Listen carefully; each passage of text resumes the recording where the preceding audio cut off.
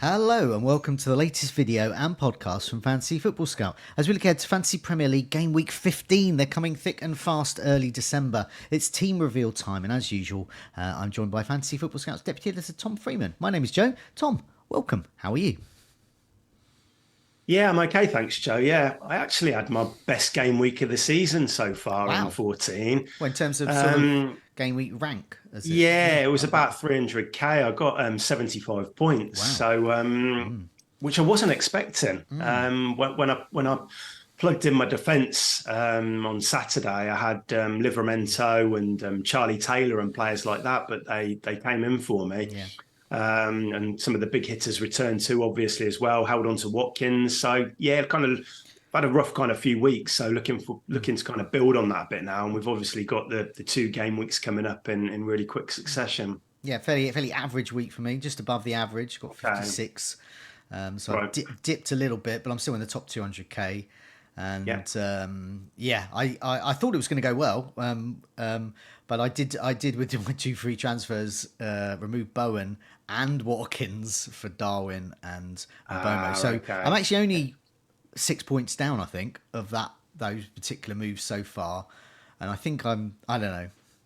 I'm going to look to get Watkins back at game week 18, I imagine, but yeah, I think I'll roll. You've got to I'll roll the Darwin you've dice. got to you've got to ride it out now, haven't you? And Yeah. he should get at least minutes off the bench in midweek, and then should be good for a start after that. But yeah, I mean, as we discussed with our team reveals for game week 15, my lack of Newcastle is now a problem because Newcastle are still good, defence and attack.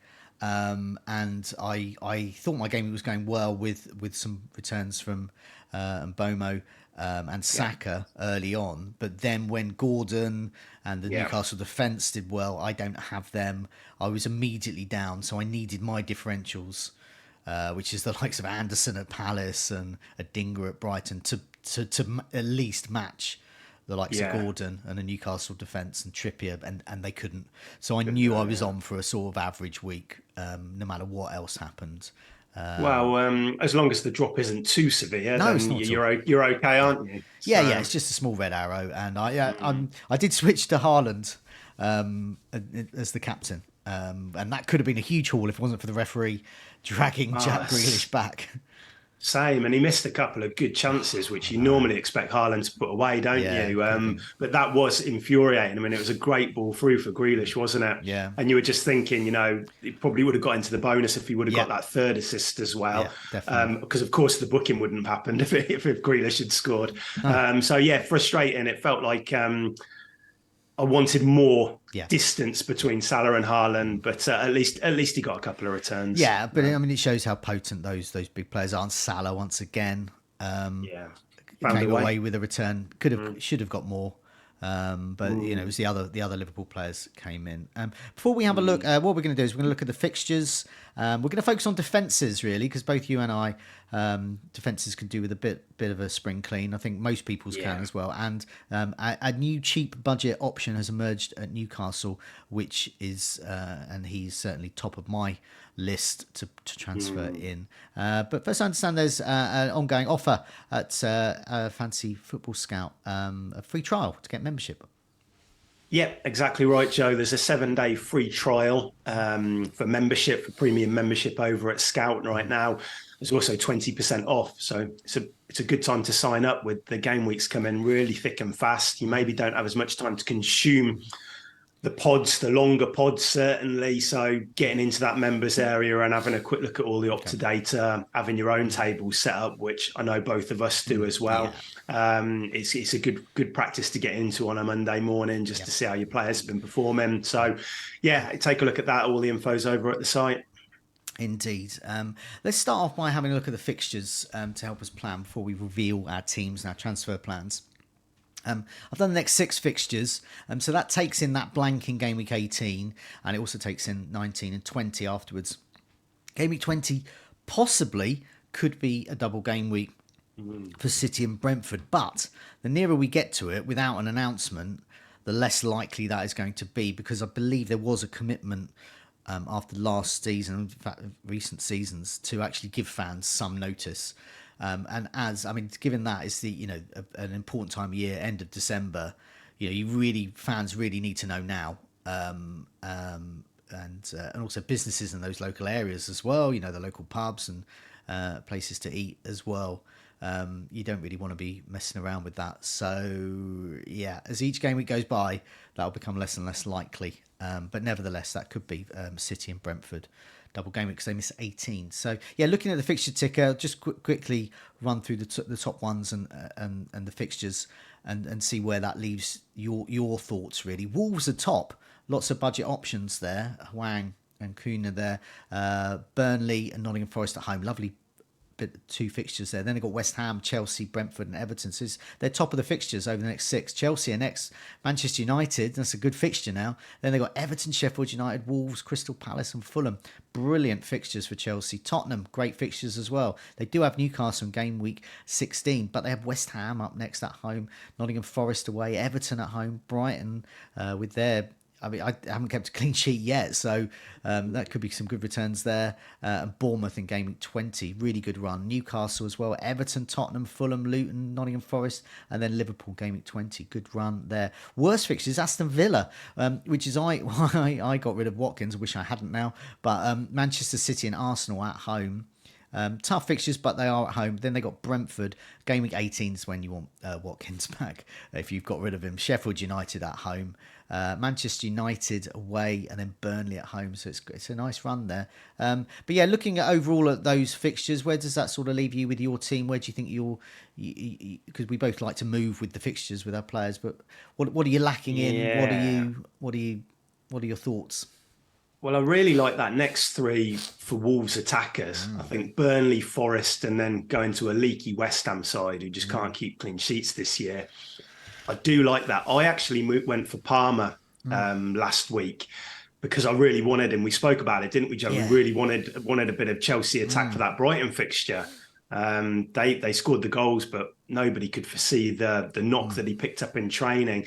Part of me thought that this morning, I thought going from Palmer to Hwang, that's doable for me in one transfer to capitalise on those. But then you look at those Chelsea fixtures and they're really good from 17, especially when they started off with Sheffield United. So that probably isn't a move that I'll go through. It feels a bit short term because I think I'll want Palmer back. Yeah.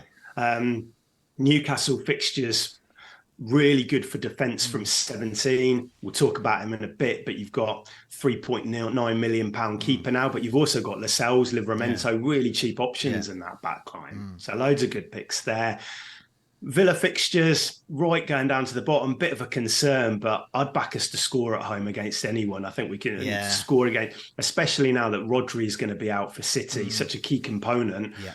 He missed 3 games earlier this year and City lost all 3. They're still going to be a very, very tough opponent, but I think we can score. Yeah. The same goes for Arsenal. And then you've got those 2 good fixtures, haven't you, either side? Well, United away, it's not a bad fixture either, is it? So Sheffield United, Man United, Burnley. So but definitely I think the team you probably want to be looking at is Chelsea now, and just having that fixture swing in mind in 17. They're not pulling up any trees. Yeah. They're not that convincing. No. But I think you've got to roll with the fixtures sometimes, and I think they're very good. So yeah, and definitely, I mean, going for the penalty taker, Palmer was rested. He did go into that with a knock, and they didn't want to take any risks with him, but he did come on for the last 20 minutes or so. So clearly he was okay enough to do that, but not to do 90 minutes. So that does suggest he'll get a start for the next midweek and weekend games. So it's 15 and 16 there. But yeah, I mean, it just shows Crystal Palace, they've got Bournemouth at home next. That's actually quite a tough fixture from a defensive point of view now. Solanke, Semenyo as well. We've got the goals imminent tables and video and podcast that we're going to be recording this week before game week 15. That'll be at the usual time, 1:00 on Tuesday. And yeah, the Bournemouth attack will be mentioned in there because we can get some smug points for actually touting Semenyo. Well, Wolves have been the source of our smug points so Yeah, far, and haven't we? Bournemouth. And and Cunha delivered at the weekend. He's Yeah, been a regular on the tables. Wang, he's just been doing the business all year, yeah, hasn't he? But now they've got this good run. I really like the next three for a Wolves attacker. And you mentioned Palace there, and yeah. Gahey after this week's going to be on the chopping block for Yeah, me, I yeah. think. So similar with me with Anderson, looking to remove him or at least bench him for a while. Certainly not field him. Well, we'll see if he's in my 11 this week in a sec. I just look at best defences really. Clean sheets are really hard to come by. I'm absolutely desperate for some in my team. They just keep going. Areola, I keep thinking he's going to get me a clean sheet. The second half, which minute is he going to concede? 50th minute, 60th minute, doesn't matter. He's going to concede at some point. Looking at these fixtures here, I mean, West Ham, one clean sheet, and they're one of the worst defences, so they're in the bottom 6 of defences here. But in terms of best defences, where we should be investing in, and it will come no surprise, it's the top teams, the teams that are, top 4 in Champions League contenders or already in the Champions League this season. Arsenal, they've conceded just 11 expected goals. Expected goals conceded just 11, and they've in fact only conceded 11. They've got 6 clean sheets, and they're one of 3 sides that haven't got a minutes per expected goals conceded every match. Basically, they're not conceding expected goal every until you get to the 122nd minute. So they are doing well. They are definitely the defence to target. Manchester City are not far behind. They've in fact conceded 16 goals, but their expected goals conceded is 12. So they've been marginally unlucky there when they're just 4 clean sheets. So errors are costing them. But nevertheless, their minutes per expected goals conceded every 112 minutes. So another one, they're not conceding a goal, expected goal every match. And then Newcastle, the other one, every 95 minutes. So another one, the surviving 90 minutes without conceding and expected goals conceded. And their expected goals conceded is 14. And they've in fact conceded 14. So they're bang on really, 6 clean sheets. These are the 3 defences. We shouldn't really be mucking around with Brentford or whoever, Brighton or Villa of defenders. Just hammer these 3, because the next one is Liverpool, and their expected goals conceded shoots up to then 17. They've collected 14. They've in fact only conceded 14, so they've been marginally lucky, and their expected goals conceded is still within that 90 minutes, every 79 minutes. Worst defences, no surprise, Luton, Sheffield United and Fulham. I saw a post from Chris Glover, who's those veterans like us. Chris Glover's been knocking around giving great advice on social media and the forums for a long time about fantasy football. He's at PL Fantasy. He's found something, that Sheffield United are the worst top flight defence over the last 5 years in Europe, in the top 5 leagues in Europe. And Luton are the 5th worst. And only Norwich in 2021 are worse than Luton. I think they're about 4th place, 3rd or 4th place. And that was across all of Europe. For Bundesliga fans, Schalke are the 2nd worst, also in 2021. So, I mean, that just proves that not only how bad Sheffield United are so far, but we got 2 of the worst ever defences in the top flight in the same season, and that's quite rare. So, all of that. What do you make of all of that? Well, yeah, obviously teams to target. Luton have been a bit better at home, but very leaky away. And Sheffield United are just bad wherever they go. So, I mean, if you're a Darwin owner, even 20 minutes off the bench or something like that in midweek might be enough for him. But looking at the top teams, I mean, Arsenal been a little bit frustrating at home recently. Lost the clean sheet to Wolves and Burnley, but away they've been really solid since the start of last year. 4 of their next 6 are away. So obviously, if you got Saliba, I think Gabriel, there's a chance he might be rested this week, but I think more often than not he's going to play.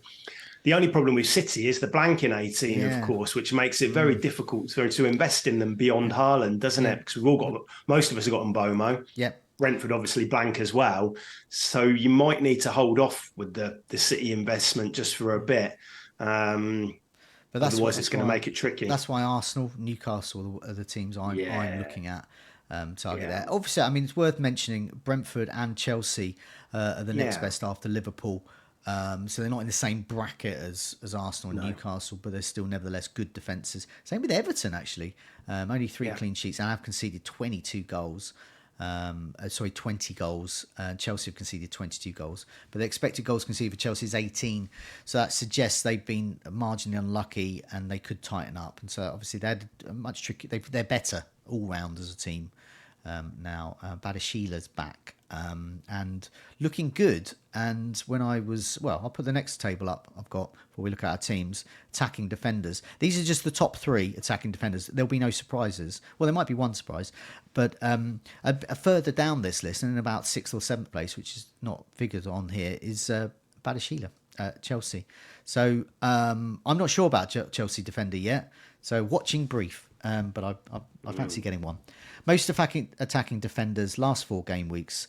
So these are the immediate ones. Porro is top, and he's 5.3. Yeah. He's in my side. I was going to get rid of him, but then Maddison was injured, and I thought he might get assists, and he has 2 assists so far. He looked great against City. He's looked great every time he plays. Really attacking, really advanced. 8 chances created, no goals. Minutes per expected goal involvement every 200 minutes. Next 3 is West Ham, Newcastle, Nottingham Forest. Could be 2 clean sheets there, possibly, if Spurs can keep clean sheet. But certainly attacking returns. Had 18 corners in the last 4 game weeks. Pretty good. More than a certain Trippier. So Alexander-Arnold is next at 8. 3 shots inside the box. Porres had 4 shots inside the box, by the way, and 8 chances created. Alexander-Arnold, 10 chances created, 2 goals and an assist. And a clean sheet, 11 corners. Got Sheffield United, Crystal Palace, Manchester United back. If you can afford him, he's a good, he's not too late to get Alexander-Arnold, even though he did haul last time out. Trippier is next, no surprise, 7 million, 10 chances created, no shots inside the box, so he's pure creation man.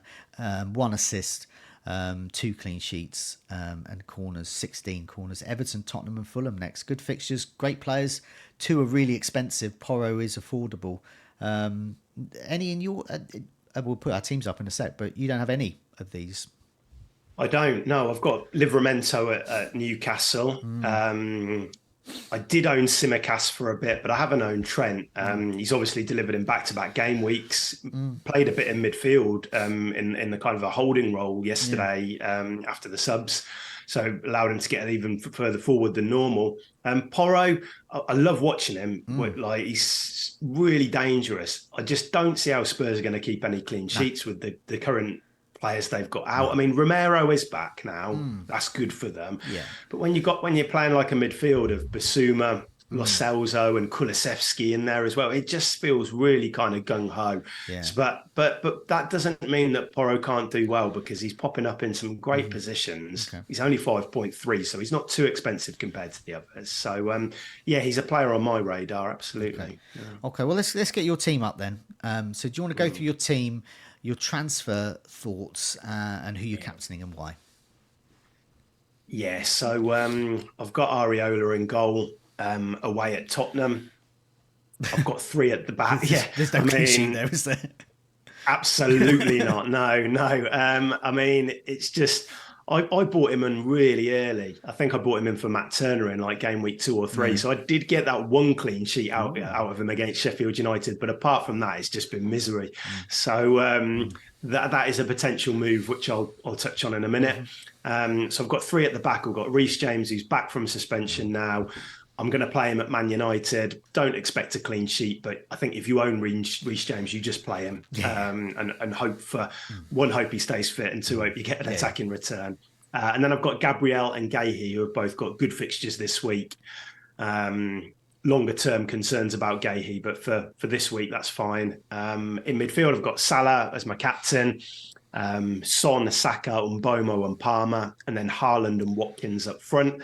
And on the bench, Strakosha, Livramento, Taylor and Mubama. So I've got 1 free transfer and I've got 0.4 million in the bank. What are you going to do?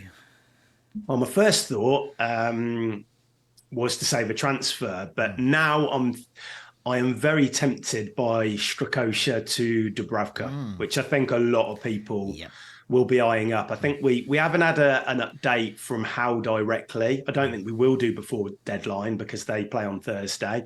But I saw a few rumours going around this morning that it could be 4 to 5 months out for Pope. Yeah, I think pretty. He's dislocated it. He's going to be out for Yeah, a yeah. long time. And you would assume Dubravka. I mean, I can't think of what better goalkeeper they could get in January to Dubravka. Yeah, that was my next thing. Look, they could sign somebody in Yeah. January, but Dubravka's a decent keeper. Yeah. So it wouldn't surprise me if he nails down that spot. And it feels like a bit of a gift, 3.9 million for a regular start in Newcastle goalie. So that's a move that I'm eyeing up. And then he would obviously come in this week and I'd play him at Everton over Areola. Yeah. So that's the consideration for this week. Just looking ahead to game week 16, because I won't do a team reveal later on in the week. Gahey will need to be sold in 16 because my defence is a real problem in game week 16. I don't know if everybody else has looked ahead, but looking at my defence, I've got Gabriel who goes to Villa. I've got Livramento at Tottenham. I've got Charlie Taylor at Brighton. So that's the move for 16, a defender move. Yeah. But for this week, Strakosha to Dubravka is definitely tempting. Yeah, definitely. I've got very similar thoughts there. My only, you just got to go. I mean, best thing to correct the weakest link, and Areola's. A goalkeeper who can't keep a clean sheet is a weak link. But other than that, I mean that's the key move to do really. The only other thing I possibly might be considering, I would consider perhaps playing Livramento over Gahey. The Bournemouth attack is really gelling now. Crystal Palace are neither an attacking force or a good defensive force now. I mean, I've got Anderson, and we'll see in a sec whether I'm benching him or not. But I'm actually looking at Anderson in terms of I might get a goal possibly, but I don't think I'm going to get a clean sheet. But I think I'd prefer Livramento. And I mean, Livramento looked good on Saturday night, didn't he? He looked great going forward. Everton, I think they're a decent attack this year. I don't think they're bad. United went to Goodison and kept a clean sheet, but Everton did create chances in that game. So wouldn't rule that out. That is a consideration. I kind of feel like giving Gahey one more match before I turf him out, but it's not a bad shout. But other than that, I mean, it's pretty good. And game week 16, obviously, looking at that defence, I mean, my defence, well, I'll put it up in a sec. I mean, Porro's my star, but game week 6, great for game week 15, West Ham at home, but then Newcastle at home, game week 16. So not so good. But I did bench him against City. I'm not sure I'll bench him against Newcastle. I think I might just hope for the best there. But here's my team. I'll just put my team up. Similar. I mean, like a lot of teams are at the moment. There's a few players, but there are some differences. So I've got once again a 3-5-2, and I do also have that Areola problem. And I'm also eyeing up a similar move. But so I've got a few different players. So Areola in goal, 3-5-2. I've got Simicas away to Sheffield United. Happy with that. And I've got Gabriel away to Luton. Happy with that. Pedro Porro at home to West Ham. So I'm happy with my defence this week. Areola, I would bench, and Turner to Dubravka. As you said, it's 3.9 million. I've had Dubravka before. And the other thing about Dubravka is when I often do a good and bad goalkeepers table. I might do that again soon once we get some more information. But in the past, Dubravka's been top of that. And it's been, players like Neto at Bournemouth, Leno. And these are players that are getting save points. They're getting, in Dubravka's case with Newcastle, clean sheet points. And therefore, they're going to get potential bonus points as well. So I really like it. I mean, I've got historically I've owned Dubravka a lot, and so I'm happy to own him again and rely on him with Areola as a backup. Basically, I would just play Dubravka every week, hope for the best. When Newcastle got a tough game, I'll go for the save points. Areola is just he's got to go. Turner can't play at all, so at least Areola can show up. So, across my midfield, I've got Salah away to Sheffield United. Now, the Sheffield United manager has been sacked this morning, which is Monday morning. And rumours are that Chris Wilder's going to take over. I don't know whether that's temporary or permanently. But nevertheless, as I said earlier, they're they're statistically the worst defence in the 5 leagues in the last 5 years in Europe. And so, yeah, Salah away, captain. Yeah. Son, yeah, could be another captaincy shout at home to West Ham. Saka away to Luton, another good captaincy shout. And Bomo away to Brighton, another good captaincy shout. So I'm really happy with a lot of my midfield. Yeah, it's Dingra, good. I will do the goals imminent tables tomorrow, which would be Tuesday at the usual time, 1 o'clock. And I'll be hoping he's in there. Because Brighton have still looked good. Pedro, great off the bench. Dingra can't be dropped at the moment. And Matoma's the one that, through fitness concerns, they're dropping. So I think Adingra will either start against Brentford or Buonanotte will come on for will replace him in the starting 11. And Adingra will come on for the last half an hour. Because Buonanotte gets subbed early. Yeah. So, and he's the only one really who can cover there. So we can get, so I think I envisage Matoma back on the left, Adingra on the right, or Buonanotte, and then Adingra coming on. So he's going to get significant minutes there. And then in Gameweek 16, he's got Burnley at home. So in a way, I sort of hope he is benched against Brentford, because I'd like him to play at home against Burnley. The Brighton attack's still looking good. Defence, absolute pants. Up front, I got Haaland and Darwin. First time Darwin owner, and hating it already. So we'll see. I'll see how he's going. I mean, logically, with Sheffield United away, Crystal Palace away, and Manchester United at home, these are much better fixtures than Aston Villa's, City and Arsenal and Brentford. Yeah. So I'm hopeful there, but I will look to move back, and I'll look to make sure I've got the money there. I got Watkins, relatively early, but not so early that it's prohibitive. I sold him for, I don't know, I can't even remember what I bought him for, what I sold him for. But the price difference isn't much, and I've still got 1.4 million in the bank. And the moves I'm eyeing up are things like a Dingra to Palmer at some point, similar price. Anderson possibly down to a Chelsea defender, Badashila or Colwell. Yeah, well, there's no point in investing too much if there are cheaper options right now because of the lack of clean sheets. If you can't go up to a Trent or a Trippier with the upside, then just go down, I think. So. And then at some point, Lamptey needs improving, but it's possible I might just ride through Game Week 18 with him sitting on my bench. Bowman might... and Mbeumo and Haaland, and then just have a first 11 out. And Bowman might go though. I'm not that. I mean, I haven't got that much money tied up in him, so he could go, especially if he's not getting. Because we'll know then if he's got a double. If he's got no double in Game Week 20, and then he's off to AFCON. So he might be disposable. So he might be disposable anyway. There, so it's no immediate concern. Okay.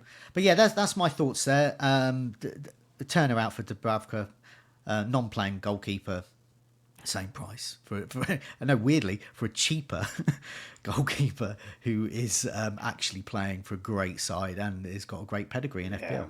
And Salah captain. So that's it really. I don't know your thoughts on that. I think it all looks good. I think I think this week there's going to be benchings. I think we just have to accept that. Yeah. It's similar in my team, but in your team as well, you've got Simicast, you've got Darwin. They might sit one game out over the next two, but what can you do? They're not worth transferring out because you're just going to have to ride through it, I think. Yeah. And the same with Adingra, but I mean, the midfield, we're going in with very similar midfields, and there's got to be points from Salah, Son, Saka, and Mbeumo this week, surely. Yeah, benchings wise, Darwin and Adingra, I'm mentally prepared for those, but I'm also prepared for them coming on with 30 minutes to go against It wouldn't surprise me at all if they return coming off the bench this week, because Sheffield United, I mean, it's going to be fascinating to see how they react. I don't think they're going to be able to keep Liverpool out regardless. It's just how respectable they keep the scoreline, Liverpool are probably going to score 3 or 4, aren't they? But potentially even more. If I get any no-shows, I've got Anderson on the bench, who I think is a reasonable first sub. Great. But I mean, realistically, I guess it's a Dingra v Anderson, and when these things, I always favour the attacking player. So I could go 4-4-2. Yeah, I mean, Adingra, I didn't see the game yesterday because there was a lot on simultaneously, but I read some reports and I looked at some stats, and by all accounts, I think Adingra was pretty lively, wasn't he? Yeah, it was Created quite a great. few chances. Yeah, and So I think, yeah, you just play him. yeah, definitely. I'm Mm, fine with that. mm, Okay, I think we're done there. So yeah, we've got fast moving fixtures coming. We've got game week 15 deadline is Tuesday evening, yeah. and then we'll be back with goals imminent just before that. Game week 16 there'll be no goals imminent, so the next video will be sort of to double up on that. But game week 16, I'll be back for a team reveal. Your way, Tom, for a few days. But I'll be back with a solo team reveal, and of course we've got team Okay. news as well. That's I'll be back with Neil 3 o'clock on Tuesday, and we've got another one on Friday there.